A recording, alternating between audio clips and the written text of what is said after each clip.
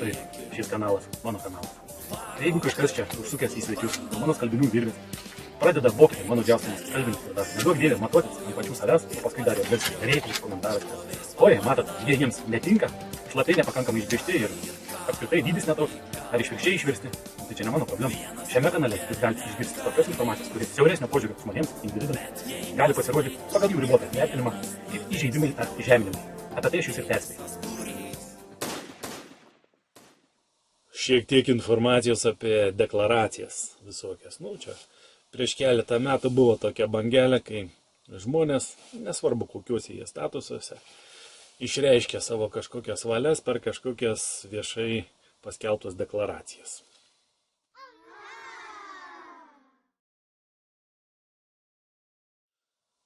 Kaip jau nekartą buvau minėjęs, o ir liaudės valioje brūkšnelis deklaracijoje yra pažymėta, galutiniai toj redakcijai, kuri yra paskelbta Lietuvos aido taip vadinamame laikraštyje,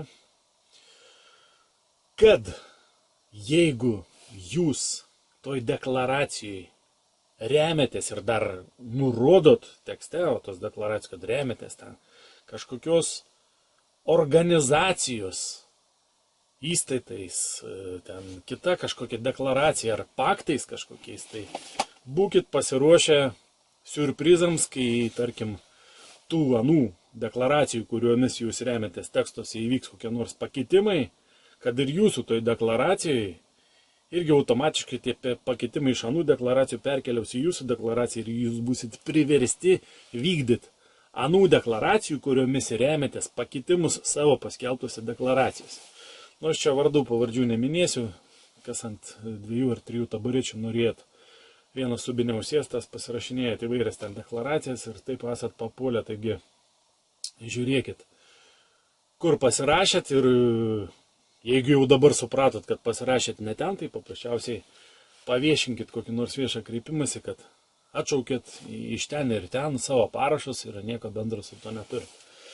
Dabar sukonkretinant, sakykime, yra tam tikrų deklaracijų ir konkrečiai ten viena tokia deklaracija nuo jūros pusės inicijuota buvo, kur remiasi Jungtinių tautų organizacijos visokiais postulatais, deklaracijomis ir kitais ten tarptautinės teisės dokumentais, bet Jungtinės tautos pastovės kam. Tai vat jūsų dėmesiui norėčiau duoti paklausyti tokį rusų kalbą pateiktą vaizdainiuką. Dėmesį į šitą ekrano kamputį. Я сейчас вижу людей, которые говорят, а как же ООН, Организация Объединенных Наций, как она среагирует? Подождите.